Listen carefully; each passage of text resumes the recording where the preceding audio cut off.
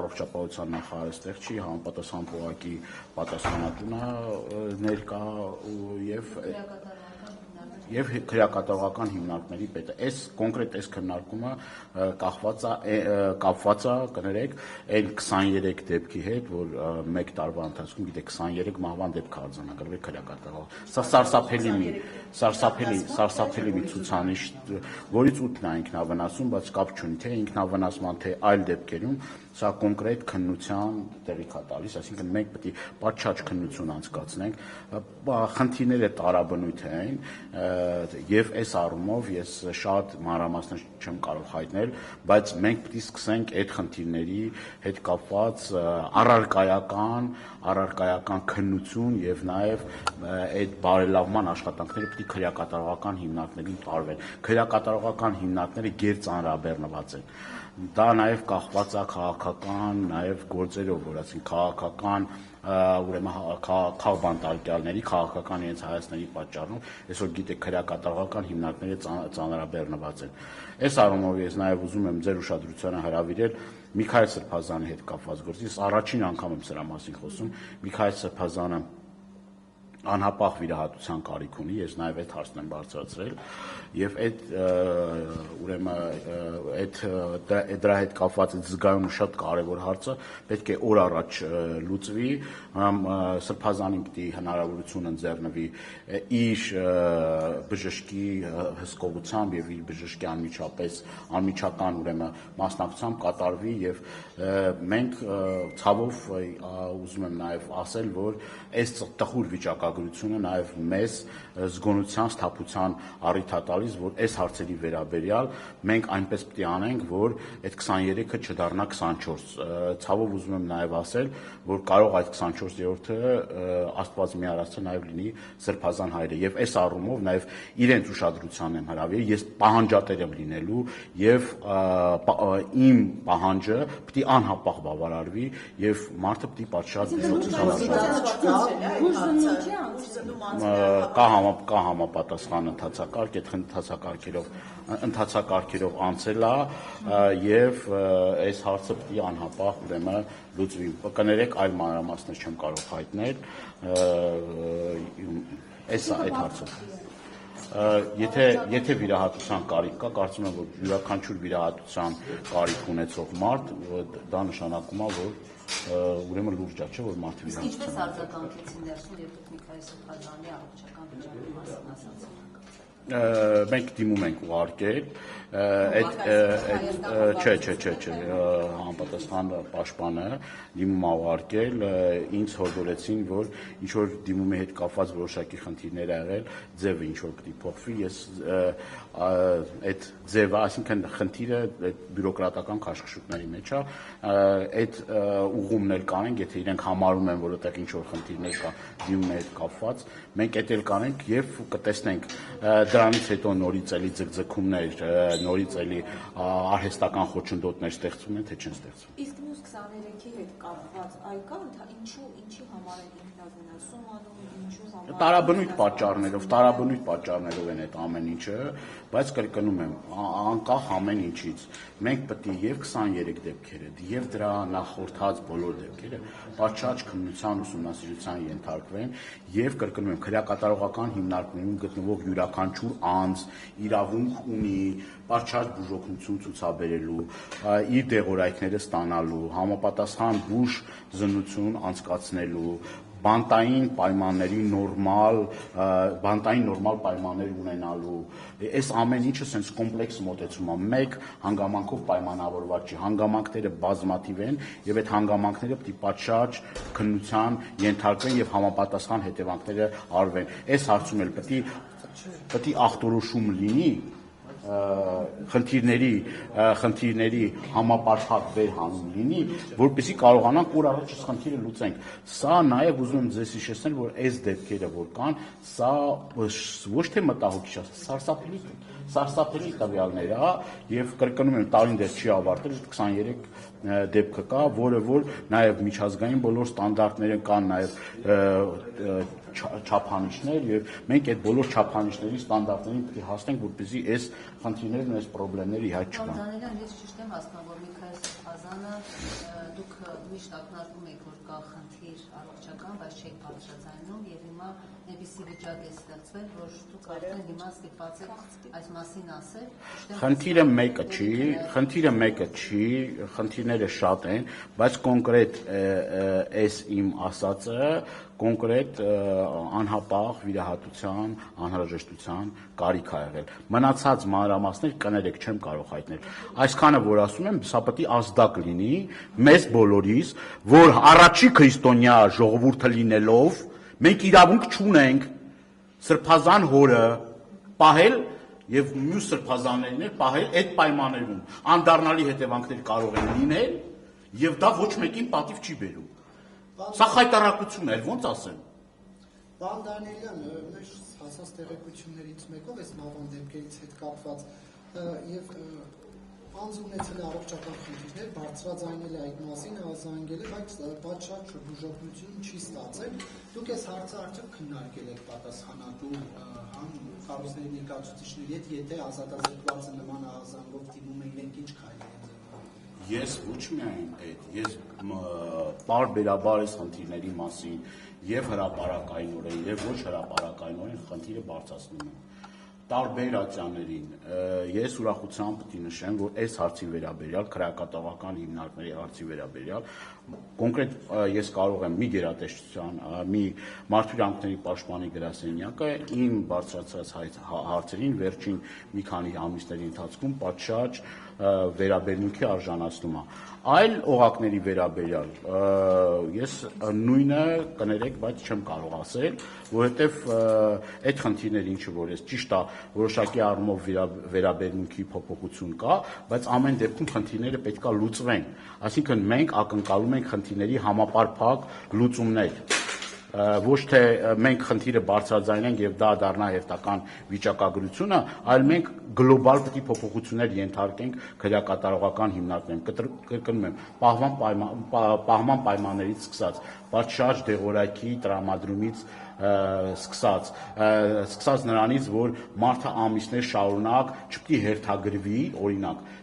եւ սպասի, թե երբ պետք է իր հերթը գա։ Սա խնդիրներ է առաջացնում։ Դեպք կա, ես օրինակ այդ դեպքով եմ, քանի որ մամուլով կա այս խնդիրը եւ ես մամուլն էլ արձանագրել ես ամեն ինչը, ես այդ խնդրի վերաբերյալ հարցեր եմ բարձրացրել, որ վերջին,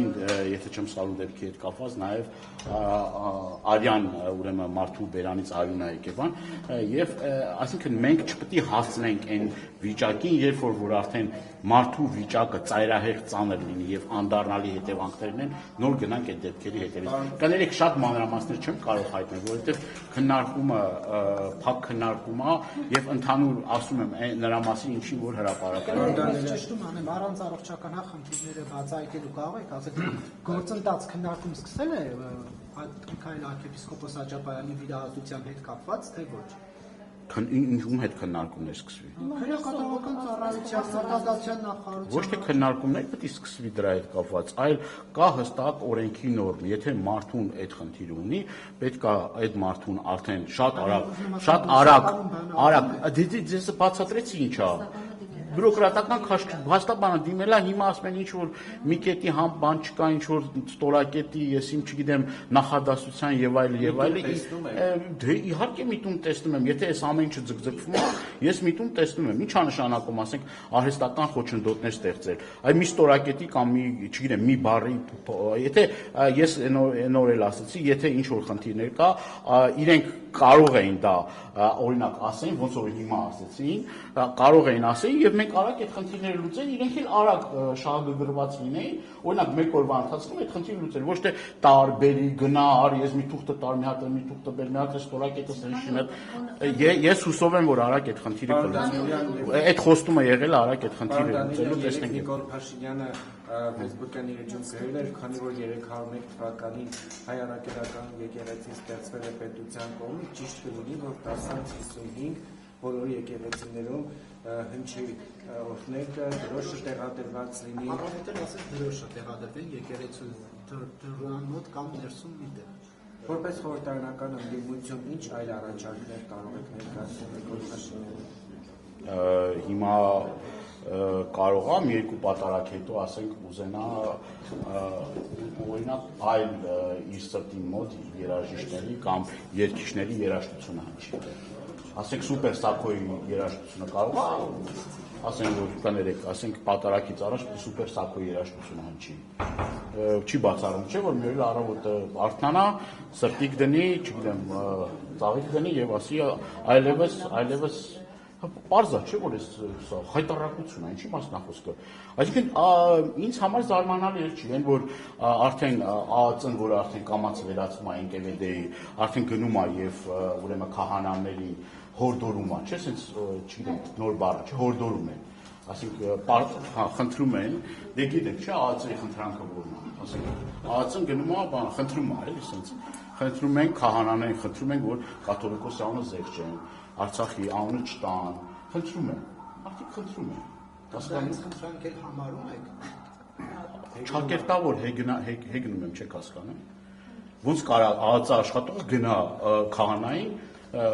խնդրի, որ օրինակ դա ինչ է, սահմանադրությամբ էլ 100 անգամ ասել ենք, չէ, որ այս մարդ իրավունք չունի միջամտելու եկեղեցու ներքին գործերին։ Սա ուղիղ քրեական գործ է։ Այդ մարդն էլ ինքն էլ խոստովանեց, որ այո, ինքն է հորդորել ԱԱԾ-ին, որ ԱԱԾ-ն էր հորդորի քահանաներին։ Հորդորի հորդոր է, էլի, հորդորում է, որ հորդոր են։ Շիրակի թեմը հրաժարվեց,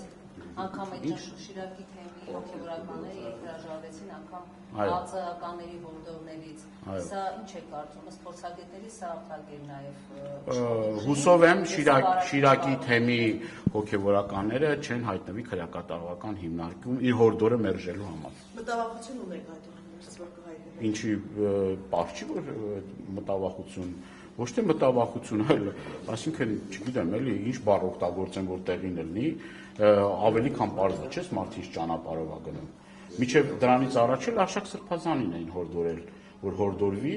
եւ միանա տիրադավներին, հերձվածներին եւ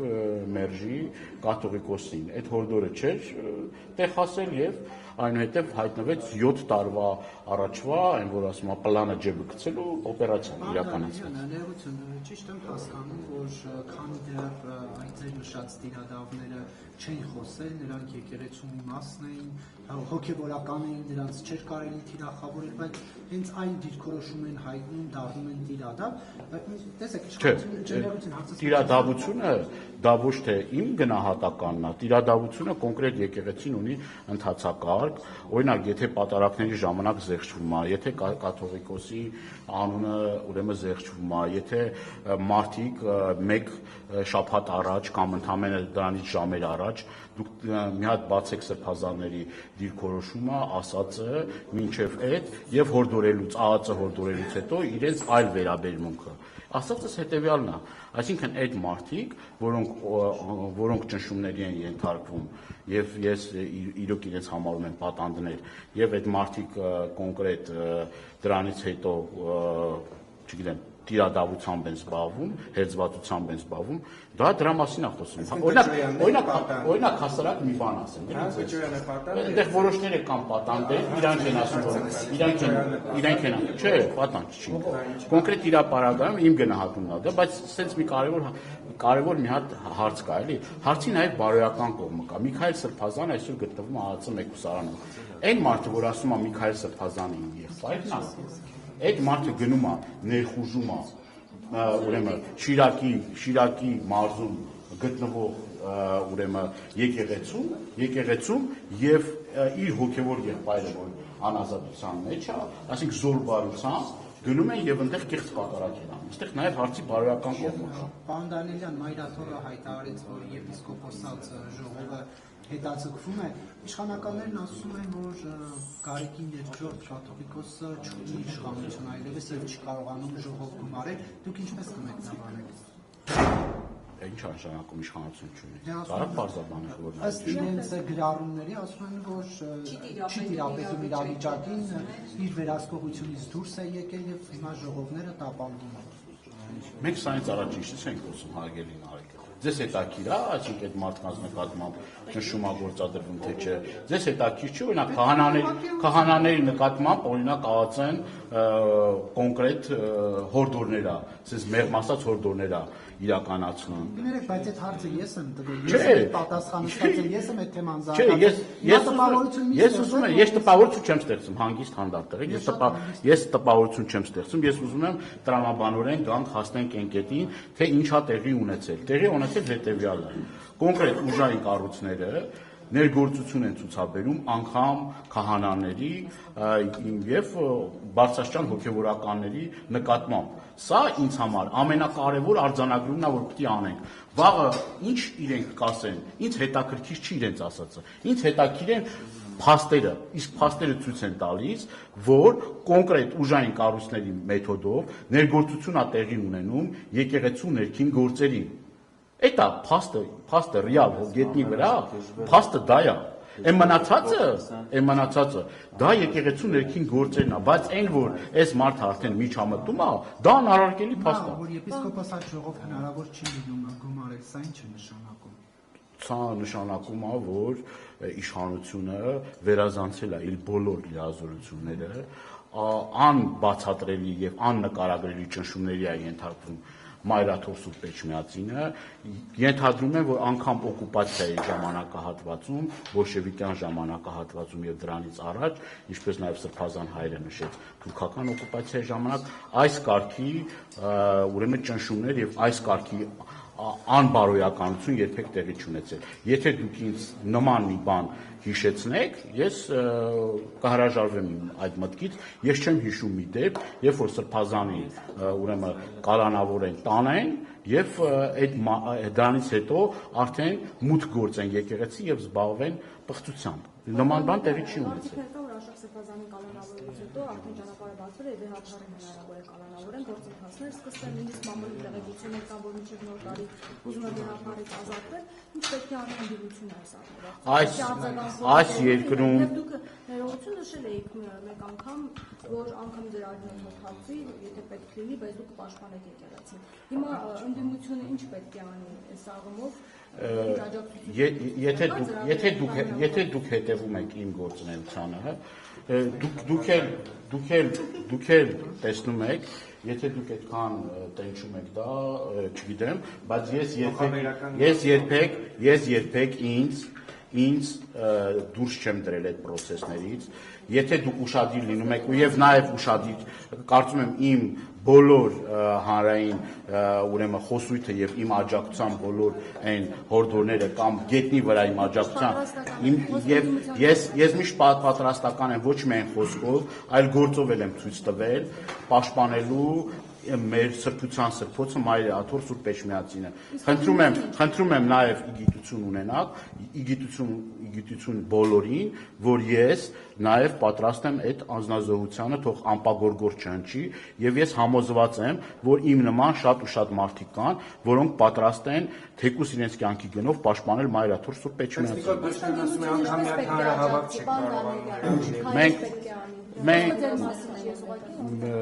Տեսեք, ինչ պետք է անի ընդդիմությունը պետք է այն ինչը որ ամիսներ տարիներ շարունակ ասվել է, կոնկրետ պետք է եթե ուրեմն բանը հասնի նրան, որ սկսվի այդ արշավը եկեղեցու դեմ, արդեն չգիտեմ, էլ այդ գնան եւ փորձեն ուժով գրավել Մայրաթոր Սուրբ Էջմիածինը, մենք պետք է կարողանանք բոլոր օրինական մեթոդներով, թեկուզ կրկնում եմ նաեւ մեր այն որ ասում է կյանքի գնով, եթե պետք է մեր վրայով թող անցնեն եւ այդ առումով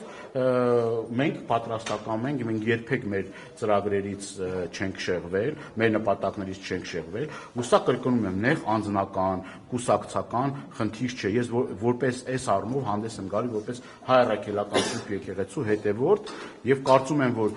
այն մարդիկ, որոնք որ իրենց համարում են հայ առաքելական Սուրբ եկեղեցու հետևորդ, պետք է գետնի վրա կարողանան այդ պաշտպանությունը կազմակերպել։ Եթե այն մարդիկ, որոնք որ համարում են իրենց հայ առաքելական Սուրբ եկեղեցու հետևորդ, իրենց անգամ 10%-ը, շատ մեծ թիվեր չեմ ասում, կամ 5%-ը պատրաստ լինի պաշտպանության, եւ այդ վճռականությունն եւ կամքը տեսնում եմ վեհապար տիրոջ, որ ինքը անսասանա, մենք կարողանանք պաշտպանել Մայրաթոր Սուրբ Էջմիածինը։ Այլապես, եթե բոլորս խոսենք ստատուսներ գրենք եւ գետնի վրա մեր աջակցությունը չդրսևորենք, իհարկե ինքը իր նպատակներին հասնելու եւ շատ կարեւոր է, որ այն քաղաքական գործիչները, որոնք որ ստատուսներ են գրում եւ այլը, կարողանան գետնի վրա իրենց աջակցությունը ցույց տան, ոնց որ մենք ցույց տվեցինք այդ աջակցությունը գնալով օթակայան եւ դիմավորելով վեհապար տիրոջ։ Շնորհակալություն։